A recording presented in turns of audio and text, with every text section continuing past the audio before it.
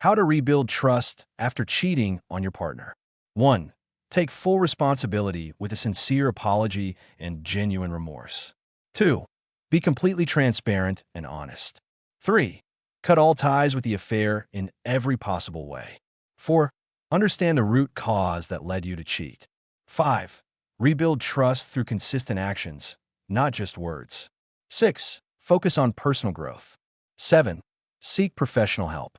8. Be consistent and reliable. 9. Be patient with your partner if forgiveness doesn't come immediately. 10. Accept the consequences without complaint.